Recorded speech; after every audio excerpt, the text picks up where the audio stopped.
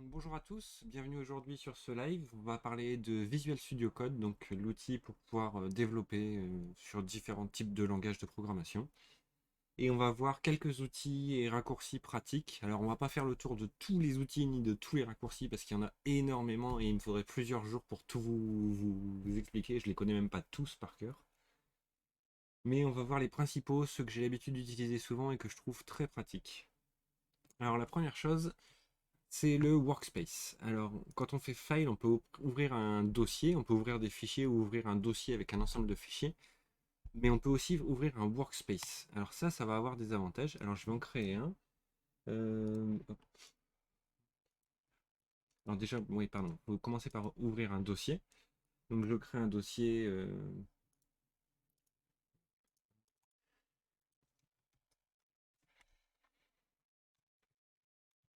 Hop, là, j'ai un dossier. Et à partir de ce dossier, je vais faire Save Workspace As. Ça va me permettre de sauver un workspace et ça permet beaucoup de choses le workspace. Ça permet de faire des configurations. Alors dans Visual Studio Code, on va voir un peu après, il y a plein de configurations qui peuvent être faites.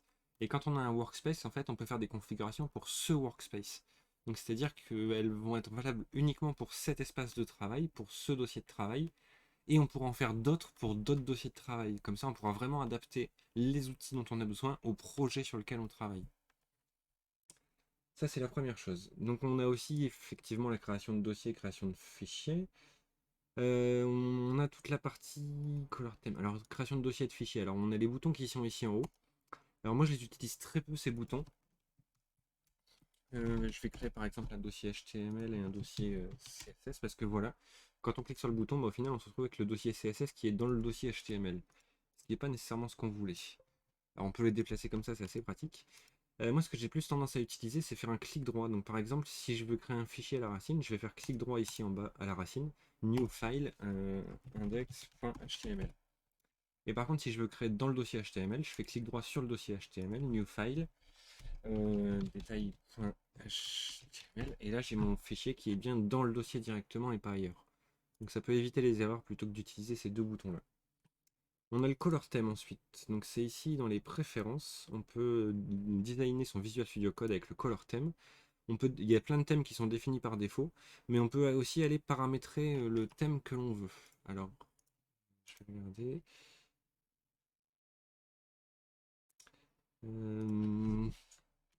Je sais plus comment on le fait par contre. Install additionnel color theme. On peut en télécharger pas mal aussi. Le mien, je l'avais designé. Il y a un fichier de configuration qu'on peut modifier qui permet de définir du coup quelle couleur on veut utiliser pour les différents éléments. Ensuite, au niveau des outils, on a le settings, donc ici dans File, Préférences, Settings, c'est ici qu'on va pouvoir configurer vraiment tout l'environnement de travail. Alors là, on peut le définir au niveau de l'utilisateur, au niveau du workspace sur lequel on est en train de travailler, ou au niveau de VS Code en général. Et tout ce qu'on peut configurer, bah, c'est par exemple le texte editor. On peut faire pas mal de choses, comme par exemple le curseur, on peut changer la façon dont il se déplace. On peut changer son style aussi. On peut faire beaucoup de choses. Il y a des choses qui sont intéressantes au niveau du formatting. Format on paste, par exemple, ça va permettre de formater automatiquement le code quand on va coller du code quelque part. Format on save, ça va permettre de mettre en forme au moment où on fait un enregistrement. Diff editor, ça c'est pour la gestion des différences. Il y avait toute une partie sur le tab. Alors après, on peut aussi chercher ici en haut. Tab.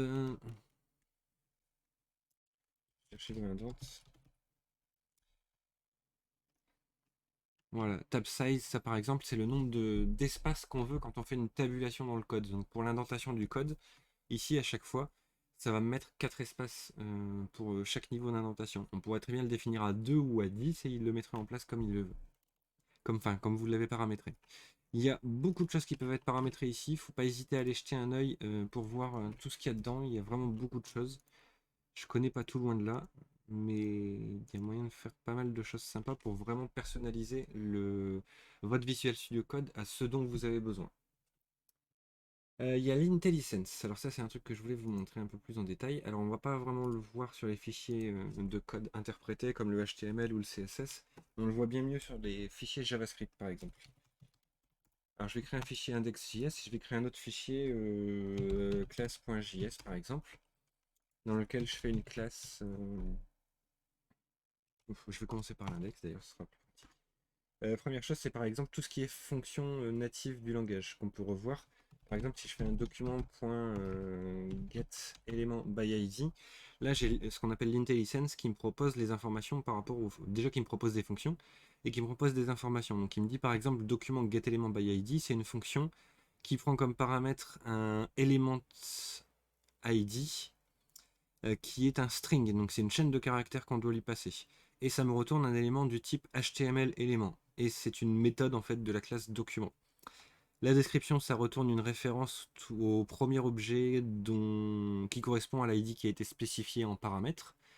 Et le paramètre, du coup, element ID, c'est une chaîne de caractères qui précise l'ID qu'on veut rechercher.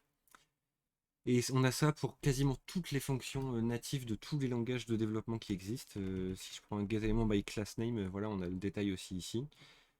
Et plein de choses. Et on peut aller beaucoup plus loin avec ça. Parce qu'en fait, si on définit par exemple une classe, classe avec une méthode test, donc méthode, j'ai pas besoin de le préciser d'ailleurs, méthode test, et un test sera déjà bien. On peut définir ce qu'on appelle des commentaires d'autodocumentation. Donc par exemple, on peut faire slash étoile étoile. Ça va préciser le commentaire en lui-même. Donc classe, ma classe, une classe qui va me servir plus tard. Et au niveau de la méthode test, on peut mettre un paramètre, par exemple, l'ID. Ce sera le plus simple. Pareil, je fais slash étoile étoile, je fais entrée, et là, du coup, j'ai le commentaire à mettre ici. Donc une méthode de test. Et ID, ici, je peux préciser un type, par exemple un int ou un string. Je vois ce que je peux mettre ce que je veux. Et une petite définition, l'ID qui va être utile pour la méthode test. Alors je mets un peu n'importe quoi hein, comme commentaire, mais c'est juste pour vous montrer que ça fonctionne. Après, faut voir pour en utiliser des qui sont pertinents. Du coup, si j'utilise ma classe, je vais faire un new element, c'est pas du statique. Donc let c'est égal ma classe. Déjà, si je passe ma souris sur ma classe, je vois le commentaire, une classe qui va me servir plus tard. Donc c'est le commentaire que j'avais mis. Et si je fais c.test, normalement, il doit me le trouver. J'ai pas fait le new. C'est pour ça. Donc c. Voilà, il me le propose tout de suite, la méthode test. On voit un petit carré devant, c'est pour dire une méthode. Et donc c'est une méthode de test avec le param-id qui va m'être utile pour la méthode test. Donc on retrouve tous les commentaires de code qu'on a pu mettre dans les codes et les classes, les méthodes qu'on a créées. On peut le mettre aussi sur des fonctions, on n'est pas obligé de faire des classes. On le peut mettre sur des paramètres, sur des variables, sur plein de choses. Et c'est très utile pour pouvoir s'y retrouver. Et quand on a un code trop long, comprendre tout de suite qu'est-ce que ça fait, ce que je veux utiliser, est-ce que c'est ça qui correspond, sans avoir besoin d'aller regarder le code, ce qu'il fait en lui-même. Ensuite, on a le double fichier. Alors ça, c'est juste justement quand on veut pouvoir comparer plusieurs choses. Hop. On peut utiliser cette petite option qui est ici en haut à droite, qui permet de scinder en deux. Et du coup, on se retrouve avec deux éditeurs l'un à côté de l'autre. Et donc, on peut voir du code l'un à côté de l'autre comme ça. Ça, c'est assez pratique à utiliser. Ça peut permettre de gagner du temps sur certaines choses plutôt que d'éviter de passer d'un onglet à l'autre à chaque fois. Surtout quand on veut comparer. On a l'aperçu de fichier avec les erreurs, c'est la partie qui se trouve ici à droite. Ça marche pour tous les langages de programmation. En fait, on a une partie ici où on voit le code qui a été fait. Et il va aussi nous indiquer pas mal de choses. Si je reprends mon index HTML, je vais par exemple faire un HTML body dans lequel je mets une adjective.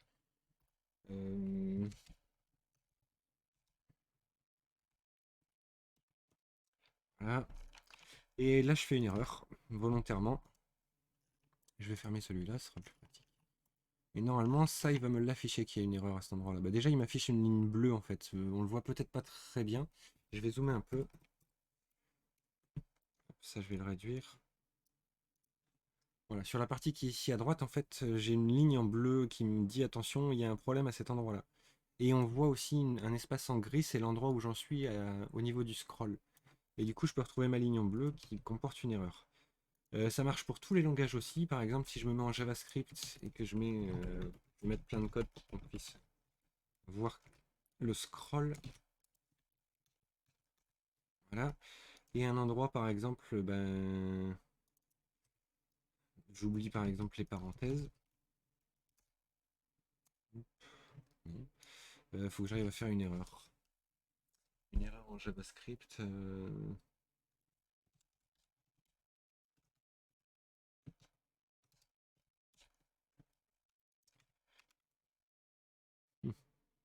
Je sais pas si je suis capable de faire une erreur en JavaScript en fait. Le langage est très permissif. Ah, là j'ai une erreur. Et là, du coup, quand j'ai l'erreur, il m'affiche donc bien en rouge ici qu'il y a une erreur.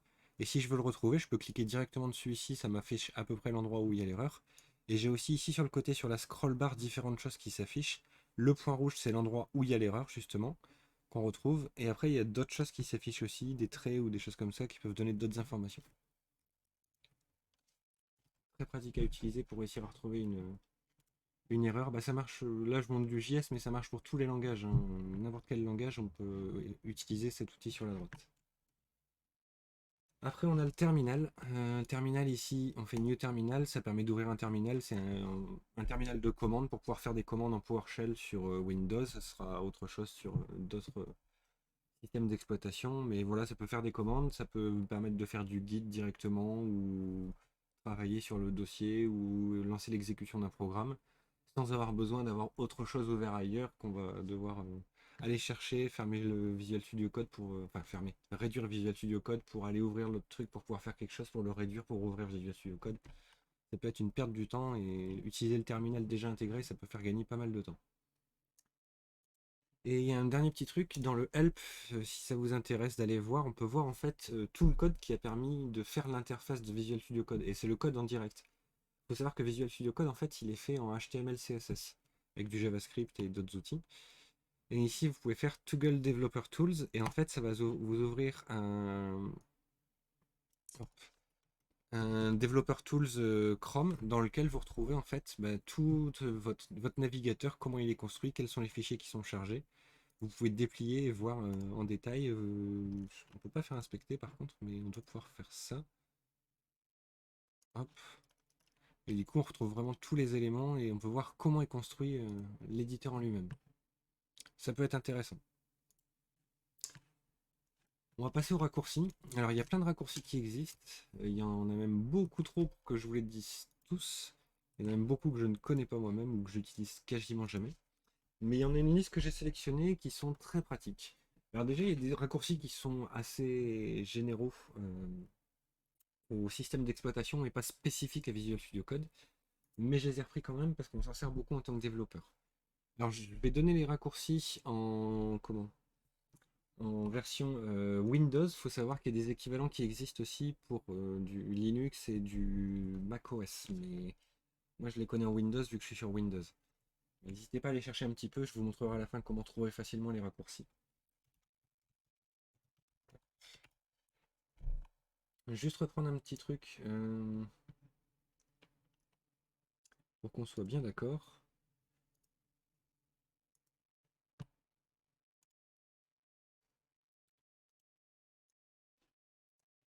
Voilà un clavier.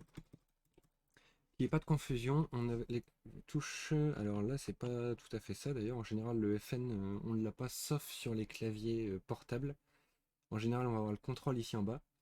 Les touches qui servent beaucoup pour les raccourcis, c'est la touche Alt qui se trouve ici, la touche contrôle qui se trouve ici, le Shift qui est juste au-dessus du contrôle normalement, et plein d'autres touches pour compléter le raccourci. Donc pas confondre le Alt, le contrôle et le Shift. Les trois touches sont bien différentes et il faut utiliser les bonnes. Alors premier raccourci, c'est le CTRL C, CTRL V, CTRL X, c'est pour copier-coller du code. Par exemple, si je commence à faire une div et que je veux une autre div en dessous, je peux sélectionner tout ça. Au clavier, je fais CTRL C, ça va copier le code. Ensuite, si je fais CTRL V, ça va coller le code. Et il y a le CTRL X qui permet de couper. Si par exemple je me dis au final cette div là je ne veux pas qu'elle soit là mais ici à l'intérieur, je peux faire CTRL X pour couper et ici CTRL V pour recoller. Couper ça va supprimer et copier en même temps. On peut aussi le faire d'une autre façon, alors c'est pas du raccourci clavier, mais on peut aussi sélectionner et faire glisser directement et ça va déplacer de la même façon. Ensuite au niveau des raccourcis, on a le CTRL B qui sert simplement en fait à replier ici le panneau qui est ouvert. Ça peut être pratique si on a besoin de plus de place pour l'ouvrir et de le refermer. On a ensuite le Tab et le Shift Tab. Alors Tab, c'est pour faire une tabulation, donc comme on a vu tout à l'heure pour indenter le code. Par exemple, si je sélectionne une portion de code et que je fais Tab, il va me faire une indentation. Si je resélectionne la portion au-dessus et que je fais Tab à nouveau, ça va me refaire une indentation. Et il y a aussi le Shift Tab qui permet de retirer une indentation qui a été mise. Donc Shift Tab, ça retire les indentations.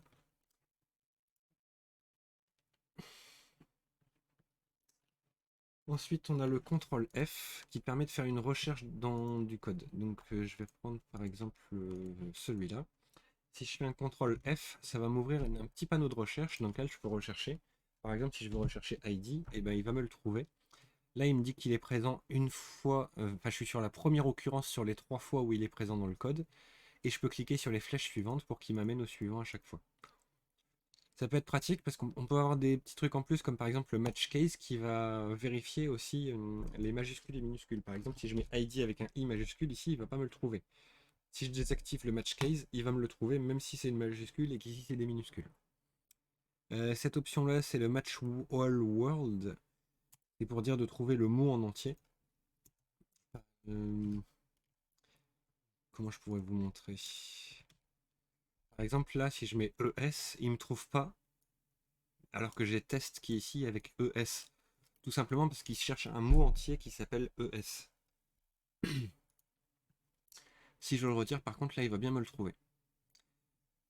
Ensuite, on a le contrôle Shift F. Il y a une petite nuance, ça va faire de la recherche aussi. La différence, c'est que ça ouvre le panneau ici. Et au lieu de rechercher dans le fichier en cours comme on l'a fait ici, ça va rechercher dans l'ensemble des fichiers du projet qui est ouvert. Donc là, par exemple, si je cherche ID à nouveau, bon là, je ne l'ai pas ailleurs, mais si je le mets dans index, par exemple, div ID test, hop, hop, je retourne sur mon contrôle Shift F. Là, je cherche ID, il va me le trouver dans l'ensemble des fichiers de ma solution. De la même façon, dans le contrôle Shift F, on a les options ici. On a aussi la petite option en plus dont je n'ai pas parlé qui est pour les regex. C'est les expressions régulières. Si jamais vous en faites un jour, vous pouvez l'activer, ça va utiliser les expressions régulières. Ensuite, on a le contrôle H. CTRL H, ça ouvre le panneau ici. Alors c'est comme rechercher, sauf que c'est rechercher et remplacer. Donc c'est-à-dire par exemple qu'on peut rechercher ID. Je vais me remettre sur le fichier classe. Je cherche ID et je vais le remplacer par ID avec un I majuscule. J'ai un premier bouton ici qui va me permettre de remplacer l'occurrence sur laquelle je me trouve et passer à la suivante. Ou j'ai le deuxième bouton qui va remplacer toutes les occurrences sur la page. Et là j'ai bien ID avec une majuscule partout. De la même façon, il y a le contrôle Shift H qui permet d'ouvrir le panneau et faire la même chose sur l'ensemble des fichiers de la solution. On a un autre raccourci. Alors, il est souvent installé, mais en fait, le raccourci en lui-même existe déjà. Mais la première fois que vous allez l'utiliser, il va vous demander d'installer quelque chose. Alors, je vais faire un petit. Je vais reprendre. Où est-ce que j'avais fait ça? Ici.